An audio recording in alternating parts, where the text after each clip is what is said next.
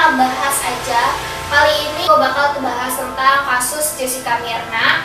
Ya, kasus ini udah 2 tahun lalu, sekitar 2 tahun lalu. Ya, tahun 2016, berarti sekitar 2 tahun lalu sudah berlalu, alright. Sebelum kita ke konspirasinya, gue bakal ngomongin tentang kronologinya dulu. Berawal, ada 4 orang perempuan yang bernama Jessica Kumala Wongso, Wayan Mirna Salihin, Hani, dan juga Vera. So, mereka ini dulu di universitas itu berteman lah, berempat ya biasa. Terus habis itu mereka lulus. Setelah lulus, udah lama mungkin mereka pengen reuni. Akhirnya mereka berempat membuat grup WhatsApp.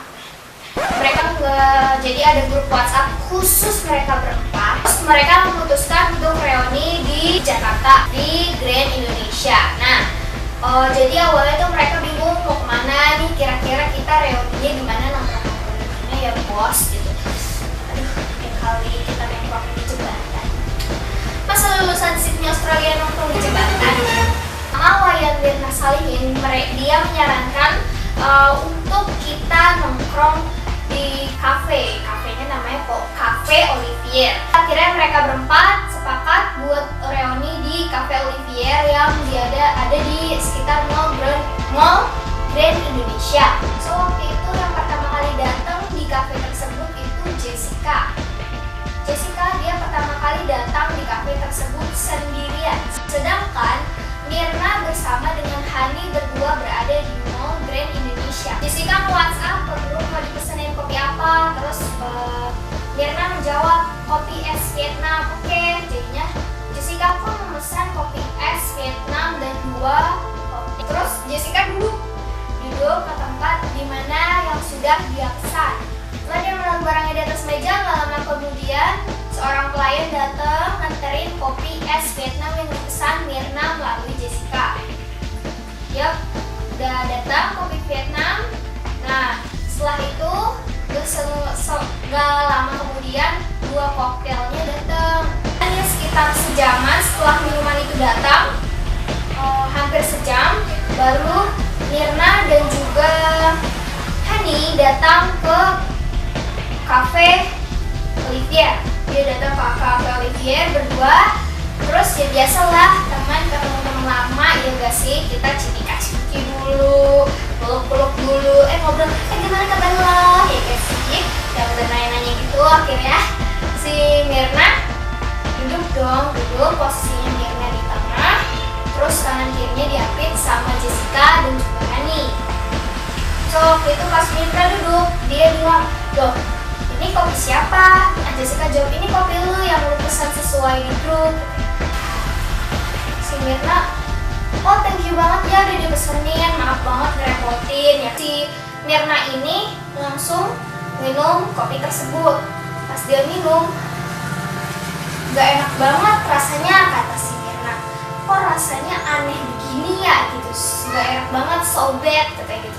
Myrna nyodorin nih ke mereka, ini gak enak banget loh, sumpah ini gak enak banget gitu. Ngasih tahu seakan-akan Myrna ini ngasih tahu bahwa minumannya ini benar-benar gak enak. So, setelah itu Myrna meminta Jessica untuk mengambilkan dia memesan air putih. Nah, akhirnya Jessica pergi pesan air putih. Habis itu si Myrna ngobrol sama Hani. Myrna ngomong, ini sumpah gak enak banget kopinya, masih ngomongin kopi kan. Terus coba dia coba, ya udah si Hani nyoba dong. Dia nyoba, terus ekspresinya tuh kaget. Lalu dia langsung mengambil daftar menu untuk memesan minuman yang lebih manis. Gak selama kemudian Jessica datang, terus habis itu si Myrna tiba-tiba kejang, sesak napas, lalu ngeluarin busa dari mulutnya. So, Hani sontak langsung kaget ngeliat itu. Pas dia kaget ngeliat itu, dia langsung teriak minta tolong ke pelayan. Lalu pelayan datang mencoba nolongin Myrna. Gimana caranya, mungkin dia epilepsi atau apa kan, nolongin. Gak selama kemudian udah mulai mode panik si Hani ini nelpon suaminya Myrna, namanya Arif. Dia nelpon kalau si Myrna tuh gini. So, Arif langsung datang ke Cafe Olivier itu. Terus habis itu Mirna dibawa ke UGD menggunakan mobil dari suaminya tersebut. Nah, pada saat di UGD ini nyawa Mirna sudah tidak tertolong. Nah, pada saat itu diagnosa pertama Mirna didiagnosa keracunan. Jadi itu adalah kronologi dari Jessica Mirna. So sekarang kita bahas yang kalian tunggu, konspirasinya. The first time kita bakal ngebahas konspirasi tentang cyanidanya. Mirna ini setelah diotopsi ternyata meninggal dunia dikarenakan lambung yang terbakar. Itu terjadi karena adanya asam yang mengakibatkan karat yang masuk ke dalam lambungnya sehingga lambungnya terbakar. Nah, asam itu disebut juga asam cyanida. So, menurut dokter forensik dari pihak jaksa, dia mengatakan bahwa Mirna ini telah meminum 171,42 mg cyanida. Dan dalam dosis normal, dosis terendah yang bisa menewaskan manusia itu 2,8 mg. So, dia meminum 170 mg, 70 berapa, dan dosis terendah buat orang meninggal itu, buat bikin orang mati itu 2, berapa miligram itu. Berbeda dengan dokter forensik versi Jessica, itu mengatakan bahwa Mirna setelah 3 hari kematiannya ditemukan kandungan cyanida hanya 0,2 mg di dalam lambungnya. Ada juga menurut publik, selain menurut jaksa, menurut Jessica, tetapi juga ada menurut publik. Nah, menurut publik, cyanida ini mudah menguap hanya dalam beberapa jam saja. So, menurut publik seharusnya cyanida itu tidak terdeteksi ketika diotopsi karena cyanida ini mudah menguap. Kita lanjut ke konspirasi yang kedua, yaitu konspirasi tentang kopinya. Nah, konspirasi tentang kopinya ini ada 3. Yang pertama, konspirasi dari CCTV-nya. Jessica kan barang-barangnya di atas meja. Nah, dia membawa 3 paper bag dan 1 tas.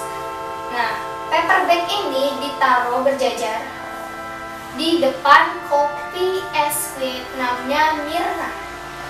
Sedangkan di CCTV dapat kita lihat bahwa ada pergerakan tangan Jessica dari tas ke kopi tersebut. So, apa yang dilakuin Jessica? Kita nggak pernah tahu apa yang dilakuin Jessica. Tetapi jaksa menduga bahwa Jessica memasukkan cyanida pada saat itu. Konspirasi yang kedua, yaitu konspirasi dari Jessica-nya sendiri. Jessica waktu itu pernah menyampaikan pernyataan dalam sidangnya pada tanggal 20 Oktober 2016 lalu. Dia berkata seperti ini, "Saya dapat informasi dari salah satu penasihat hukum saya. Seorang bernama Amir Papalia melihat Arif, suami Mirna, memberikan bungkusan hitam kepada Rangga, barista Cafe Olivier, di parkiran Sarina sehari sebelum Mirna meninggal, yakni pada 5 Januari 2016 pukul 15.50. Kalau kita lihat dari kata-katanya memang terlihat seperti tidak ada kebohongan karena dia tahu detailnya. Dari pernyataan Jessica ini dapat kita simpulkan bahwa Jessica itu menerima informasi dari penasihat hukumnya bahwa ada seseorang bernama Amir Papalia. Dia melihat suami dari Jessica memberikan bungkusan hitam kepada barista Olivier yang bernama Rangga di parkiran Sarina sebelum Mirna meninggal dunia. Gitu. So, Amir Papalia ini dia melihat langsung, kata si Jessica itu, dia melihat langsung, lalu Amir Papalia ini menduga bahwa Rangga itu menerima uang sebesar 140 juta dari Arif atau suami Mirna untuk membunuh istrinya sendiri, untuk membunuh Mirna. So, next ada konspirasi dari si Hani temennya namanya Mirna. Dalam kronologinya dia sempat mencicipi kopi tersebut, namun dia sontak kaget ketika dia merasakan kopi tersebut. Keterangan dia ketika dia mencicipi kopi tersebut, dia hanya mencoba setetes saja di lidahnya dan itu terasa pedas, pahit, dan juga panas. Gak ada rasa kopinya sama sekali.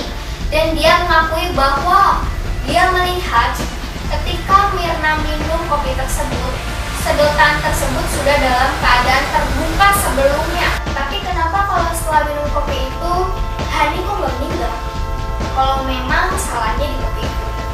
So, jadi Hani itu dia melihat sakaratul mautnya Mirna. Nah, pada saat Mirna meninggal dunia, dia tegang. Dia bilang ke dokter, berarti saya juga bisa mati dok. Terus dia bilang kalau dia meminum kopi itu sedikit saja. Terus kata dokternya, lalu dokternya langsung memberikan seperti penawar racun kepada Hani. Ya mungkin karena itu akhirnya Hani tidak meninggal dunia. Ini ada konspirasi yang gue buat sendiri. So setelah gue tuh searching banyak banget tentang si Jessica Mirna ini. Jadi gue mencari CCTV, terus penjelasan para ahli, para jaksa gitu loh, gue liatin semuanya. Dan ternyata gue menemukan suatu kejanggalan. Ketika Wayan Mirna Salihin ini tiba-tiba dia kejang, habis itu mengeluarkan busa lalu sesak napas. Yang di sampingnya itu Hani dan Jessica kan. Tetapi kenapa Jessica malah pergi ke depan sini? Kita lihat CCTV-nya. Dia malah pergi ke depan, keluar dari meja tersebut. Lalu pelayan masuk dan mencoba membantu Mirna. Dan Hani masih di tempat duduk tersebut di samping Mirna. Dia juga mencoba membantu Mirna, ya kan? Dan Jessica malah memutuskan untuk keluar dari kursi tersebut. So itu aneh banget sih ya. Kalau misalnya lu temenan, lu berteman, lu udah kenal lah seenggaknya. Masa iya ketika lu ngeliat temen lu lagi sekarat kayak gitu, lu malah diem aja keluar, terus gak mencoba sesuatu gitu, cuma diem aja matung kayak gini sambil megangin tas. So setelah pelayan masuk, akhirnya ada pelayan yang menggeser meja, mencoba, mungkin karena si Mirna ini sesak napas, mencoba bikin luas wilayah itu biar nggak sesak napas. Hani yang di samping Mirna langsung menelpon Arif, ya kan? Dia langsung menelpon Arif, kita lihat CCTV-nya, dia langsung menelpon Arif bahwa si Mirna kayak gini-gini. Nah, kenapa dari tadi Jessica yang diem itu, kenapa dia nggak nelpon suaminya Mirna, si Arif? Kan dia keadaan diem. Kenapa dia cuma diem, stuck di situ aja nggak ngebantuin apa-apa dan mukanya biasa aja, gak ada panik-paniknya. Nah, tapi kalau dia misalnya gak punya nomor teleponnya Arif, kenapa dia nggak coba nelpon ambulans? Padahal kan udah jelas si Mirnanya udah ngeluarin busa, sesak napas, kejang-kejang, itu udah jelas itu keadaan darurat banget. Kalau dia sebagai teman, harusnya dia otomatis nelpon. Mau itu dia nelpon orang terdekatnya kek, mau itu dia nelpon ambulans kek, buat ngebantuin si Mirna gimana caranya. Kalau memang dia temannya Mirna. Gampang aja. So thank you udah nonton video ini. Jangan lupa like, subscribe. Oke, subscribe yang ada di bawah yang warnanya merah tombolnya. Setelah subscribe, kalian klik loncengnya biar ada notifikasi. Dan juga jangan lupa komen, kasih pendapat kalian tentang kasus Jessica Mirna ini. Menurut kalian benar gak sih Jessica yang dulu